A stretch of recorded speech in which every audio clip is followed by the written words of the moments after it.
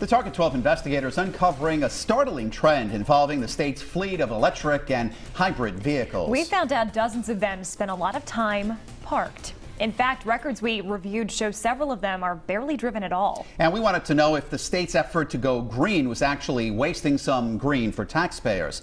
Target 12 investigator Walt Buteau has the details. This all starts with a tip from a viewer who noticed an entire row of state-owned electric and hybrid cars that never seemed to move.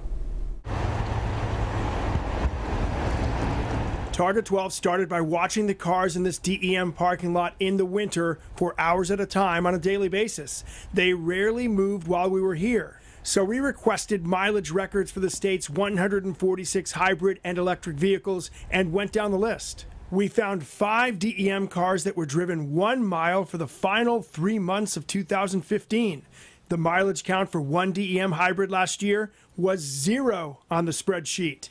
Multiple agencies have several cars driven less than 1,000 miles for year-long periods, and many others moving less than 3,000 miles a year more than once. Altogether, nearly 40% of the state's electric and hybrid vehicles averaged 300 miles per month or much less over several years since the state bought them.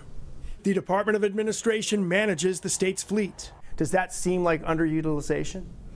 I think there's room to better utilize our cars. The DEM and the Department of Corrections have the most seemingly underutilized hybrids. For perspective, while nearly 60 hybrids in multiple agencies were not driven very often, a hybrid assigned to Governor Gina Raimondo's office tracked about 100,000 miles a year in 2016 and 17.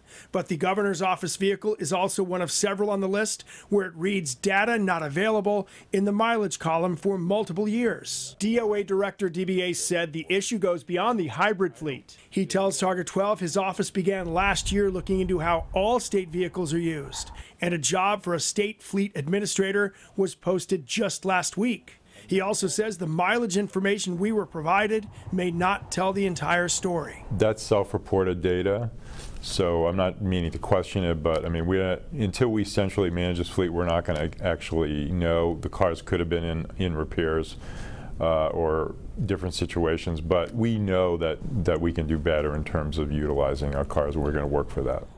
The director says one change that would help record better data involves installing electronic tracking devices on all the state's vehicles. With the Target 12 investigators, Walt Buteau, Eyewitness News. And this investigation continues on Eyewitness News at 6 tonight. We'll tell you what a national expert thinks about Rhode Island's fleet management. We have new details in a Target 12 investigators exclusive. Live at 5, we showed you how nearly 40% of the state's fleet of hybrid cars are often stuck in park. The state tells us it's a problem that's potentially costing you, the taxpayer. New at 6, a national expert is weighing in on our findings. Target 12 investigator Walt Buteau with the details.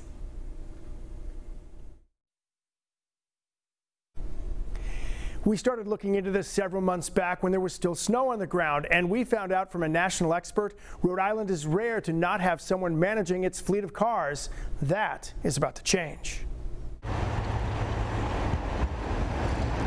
After watching several hybrids not moving, Target 12 requested and reviewed mileage records for the state's 146 vehicle hybrid fleet and found out 58 were driven less than 300 miles a month for years at a time. Multiple agencies have several cars driven less than 1,000 miles for year-long periods, with many others moving less than 2,000 a year more than once. We know that we can do better in terms of utilizing our cars, and we're going to work for that. The Department of Administration director pointed out the self-reported mileage data may not tell the entire story. Still, he says the efficiency issue is a potentially costly fleet-wide problem that includes gasoline vehicles as well. There is an insurance expense. I mean, we insure them as a fleet. There's the expense of not, utilizing the vehicle because the vehicle will depreciate. Target 12 ran the data by Paul Loria, a Maryland-based fleet consultant. I would say that that's potential underutilization. Mileage does not always tell the whole story. Figuring out the rest of the story is one reason the state posted a fleet administrator position just last week. DBA says the fleet administrator will gather data that would determine potential cost-saving changes. Loria tells us it is rare nowadays, for smaller states especially, to not have a statewide fleet manager. He says one potential motivator is taxpayers noticing rows and rows of idle state vehicles. It's exactly those kinds of perceptions and observations that often precipitate state government taking a harder look at their fleet management practices. One change DBA said may be coming is electronic devices on state vehicles to collect data ranging from mileage to maintenance information. With the Target 12 investigators, Walt Buteau, Eyewitness News.